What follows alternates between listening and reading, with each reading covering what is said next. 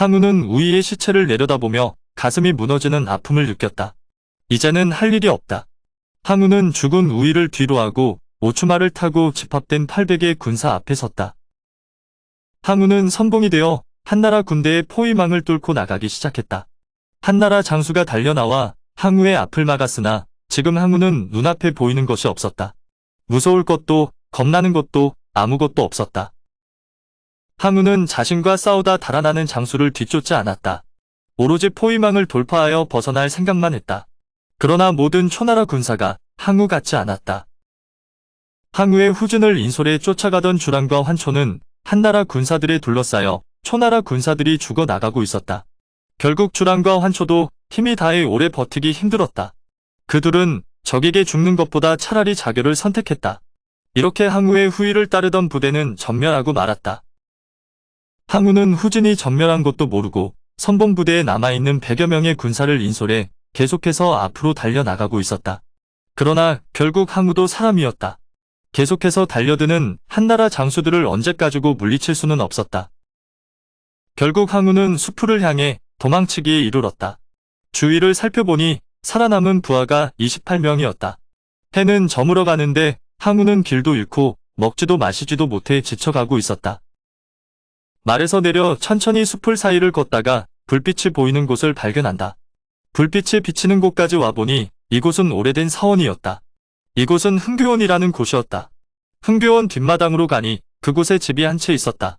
그리고 7, 80은 되어 보이는 노인들이 둘러앉아 있었다. 노인들은 항우가 초위왕인 것을 알고 밥을 지어 바치고 잠자리를 내어주었다. 항우는 잠을 자다가 깜짝 놀라 깨어났다. 악몽을 꾼 것이었다. 꿈인 것을 알고 안도의 한숨을 내쉬는데 갑자기 고함 소리가 들리더니 사방이 시끄러워졌다. 항우는 갑옷을 입고 창을 들었다. 그리고 오추마를 타고 숲속으로 뛰쳐나갔다. 이때 날이 밝기 시작했다. 온 사방이 한나라 군사로 가득했다. 항우는 달려드는 한나라 장수들과 진심으로 싸우지 않고 포위망을 뚫고 나가는 것만 생각했다. 항우가 일직선으로 달려나가니 한나라 군사들은 감히 덤빌 생각도 못했다. 결국 우여곡절 끝에 항우와 그를 따르는 최후의 28명의 부하들은 포위망을 뚫고 나왔다. 그러나 그것도 잠시 또다시 한나라 군사들이 포위해 오니 또다시 싸움이 일어났다. 한나라 장수 둘을 항우가 죽였지만 그의 부하 중 둘이 쓰러졌다. 이제 항우의 부하들은 26명이 남았다. 이날 항우는 하루 동안 한나라 장수 9명을 죽이고 1000여 명의 사조를 죽였다. 항우와 최후의 부하들은 포위망을 뚫고 오강의 북쪽 언덕에 도착했다. 그리고 그곳에는 배가 한 척 있었다. 배를 모는 정장이 항우에게 와 속히 강을 건너라고 말했다. 이곳은 배가 한 척밖에 없기 때문에 한나라 군사들이 강을 건너 당장 쫓아오지 못한다고 했다. 정장의 말을 들은 항우는 갑자기 눈물이 흘러내렸다. 오강만 건너면 강동으로 가서 다시 세력을 모을 수 있다. 그러나 막상 강가에 다다르니 저절로 눈물이 흘렀다. 항우는 샘솟는 눈물을 삼키며 길게 한숨을 쉬었다. 그때 옆에 서 있던 정장이 항우에게 말했다. 폐하, 승부는 병가의 상사이옵니다. 한엄도 전날 팽성대전에서 대패하여 30만 군사를 잃고 도망쳤습니다. 홀로 산을 넘고 강을 건넜으며 우물 속에 몸을 감추기도 하면서 목숨을 부지했습니다. 그러나 마침내 오늘과 같은 날이 오지 않았습니까?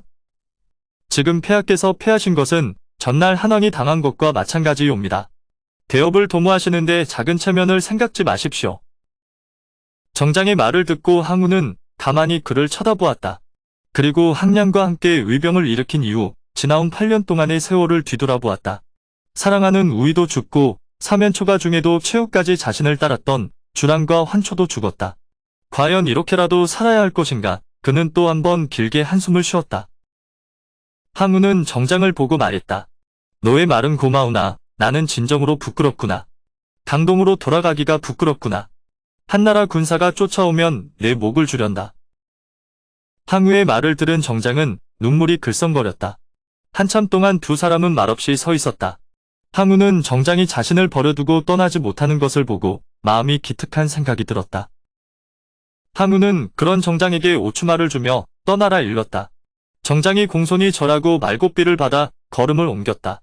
오추마는 정장에게 끌려가면서도 자꾸만 뒤를 돌아보았다. 여러 사람이 달려들어 오추마를 끌어다가 배 위에 실었다. 정장은 항우를 향해 멀리서 또 한 번 예를 하고 배를 띄웠다. 배가 강 가운데쯤 갔을 때 오추마가 울더니 강물로 뛰어들었다. 금세 오추마는 물결에 휩쓸려 떠내려가 버렸다. 항우는 언덕에서 이 광경을 보고 가슴이 아파져 왔다. 사랑했던 오추마마저 물속에 장사 지냈구나. 이때 군사들의 고함 소리가 들려왔다. 뒤를 돌아보니 한나라 추격부대가 벌떼같이 몰려왔다. 항우는 26명의 남은 부하들과 함께 적을 맞을 진을 만들었다. 추격부대가 항우의 진을 향해 달려들었다. 항우는 정신없이 적을 쓰러뜨리니 항우 손에 죽은 한나라 군사가 수백이었다. 항우 역시 전신에 칼을 맞아 상처가 수십 군데나 되었다. 항우가 가쁜 숨을 크게 내쉬며 시체 너머를 돌아보니 그 자리에 한나라 장수 염화통이 창을 들고 말 위에 앉아 있었다. 항우는 염화통을 보며 큰 소리로 말했다. 너는 옛날 내 친구가 아니냐? 염화통은 떨리는 목소리로 대답했다. 그렇습니다. 신은 대왕의 옛날 친구이옵니다. 항우는 입술을 꽉 깨물었다. 그러더니 염화통에게 다시 말했다. 내가 들으니 한왕이 내 목을 베어오는 자에게 천금의 상을 주고 만호 후에 봉한다고 하더구나. 내 너와 오래전부터 알고 지낸 인연을 생각해. 내 목을 너에게 주마. 가져가거라.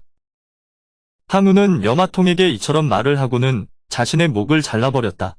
항우의 머리와 몸은 두 동강이 되어 땅 위에 굴렀다. 항우가 마침내 오강에서 죽으니 기원전 202년 향년 30세였다. 오늘의 영상은 여기까지입니다. 영상이 도움이 되셨다면 구독과 좋아요, 알람 설정 부탁드립니다. 시청해주셔서 감사합니다.